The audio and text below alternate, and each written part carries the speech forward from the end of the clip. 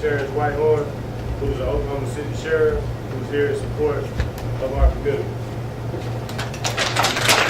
From my point of view, one of the biggest problems that we have is when we're out partying, having a good time and stuff, and we see somebody acting a fool, we watch it. Think it's fun, we don't try to stop it or get out of the way. The incident that happened last weekend, the shoot downtown, I was actually working at the event, and it could have been prevented big time.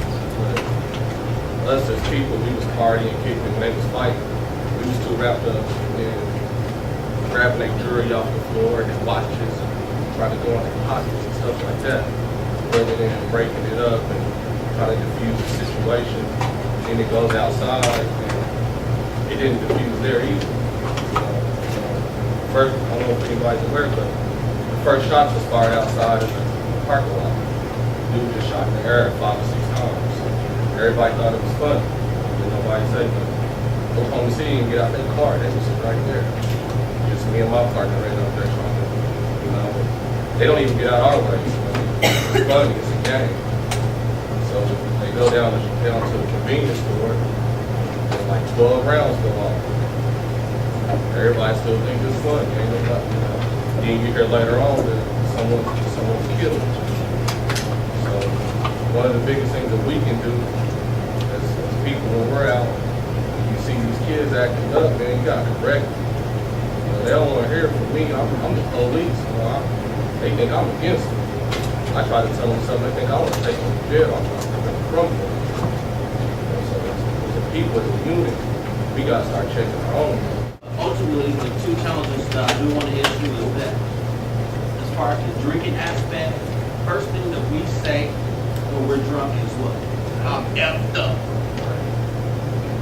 So we all laugh, but most of us don't take the initiative to go to the bartender and say no more for him. So the first challenge is to cut off all drinks. The bartender will respect it, I promise you. Everybody knows me on Production Production. We have an event, we hire security. Police, that if something happens, they can speak to the officer that comes in and tell them what's going on, and they can manage that situation for us.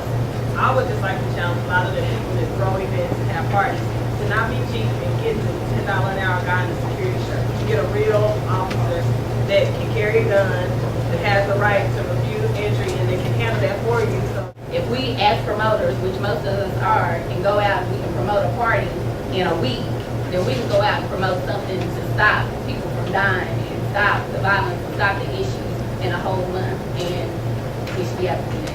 I think we have to challenge ourselves sometimes to maybe turn away from the money and just let these guys know from the jump that it's just not something that we're going to tolerate. If we all do it, none of us will have a competitive advantage. And we all make money the same way. And eventually they don't change because they want to go up. But it's just up to us to decide that we want to make them make that change. You can't just look at the church kids and college kids and tell them, look at this rally, hear this rally. You need to go get the Crips and Lottie and the Bloods and Rhode Mr. Timber, can you come around with us? My whole issue here is not a political issue. My issue is that I'm the last person that y'all see. Okay? I'm a funeral director. And I'm not really, it sounds weird saying the opportunity to, but last summer we buried approximately, I'd say 22 guys under the age of 21, which is like really freaking ridiculous. The people who come to these funerals are basically what I feel are our target audience, or our people that we need to go after. And we have to, first we got to do it in-house, number one. Okay? A lot of you have maybe been to the gang funerals that we have. This always happens. The minister asks for all souls to be saved. What does he do? He has everybody who is a gang member come down front. And they pray and they cry because their homeboy is gone. But as soon as I'm outside getting contact, okay? I'm having to tell brothers, no, hey man, you know, we at the church, you gotta turn it down, okay? So, I don't know what direction that we need to take, but the direction is not to come see me.